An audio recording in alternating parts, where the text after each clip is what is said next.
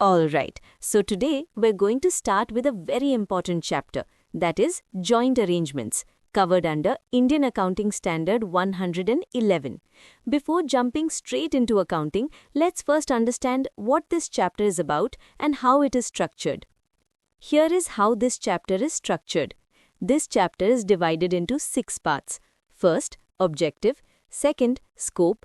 Third, assessment of joint arrangement. Fourth, types of joint arrangement. Fifth, accounting for joint operations. And sixth, accounting for joint ventures. Now, the first 2 parts, that is objective and scope, are very small. So let's quickly finish them and move to the real meat of the chapter. So, what exactly is a joint arrangement? A joint arrangement exists when 2 or more parties have joint control. Why do parties enter into such arrangements? Very simple reasons: to share costs, to share risks, to enter new markets, or to access technology or expertise. Basically, instead of doing everything alone, they collaborate but without giving full control to any one party. Now coming to the scope of Ind AS 111. Ind AS 111 applies to all entities that are parties to a joint arrangement. There are no exceptions based on size of the entity, legal form of the arrangement. So remember one line clearly: size and form do not matter, substance matters. Now, before we even think about joint operation or joint venture, we must first answer one basic question. Is this arrangement a joint arrangement or not? Here are 2 conditions and both are mandatory. For an arrangement to qualify as a joint arrangement, 2 conditions must be satisfied. First, contractual arrangement. Second, joint control. If even one condition fails, then it is not a joint arrangement under Ind AS 111. Let's start with the contractual arrangement.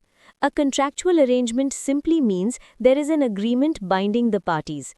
Usually, it is in writing, but it can also be articles of association, bylaws, or any legally enforceable agreement. Now, what does this agreement talk about? This agreement usually specifies things like purpose of the arrangement, activities to be carried out, duration, board or governing body structure, capital contribution. It also clearly mentions who takes decisions, voting rights, matters requiring consent, level of approval required. And very importantly, it defines how parties share assets, liabilities, revenue, expenses, profits and losses. One important thing to remember here is no single party controls the arrangement on its own. Now let's come to the most tested concept, joint control. If you remember just one line, remember this. Joint control means unanimous consent over relevant activities. That's it. What does this mean in practice? Decisions about relevant activities must require everyone's approval. If one party can decide alone, then joint control does not exist. So, if parties must act together, joint control exists. If any one party can act individually, no joint control. Joint control does not mean majority, decision, or dominant party. Even if one party looks powerful, without unanimous consent, joint control does not exist. In a joint arrangement, each party with joint control has blocking rights. That means any one party can stop a decision. No party can control the arrangement individually. This blocking power is a key indicator of joint control.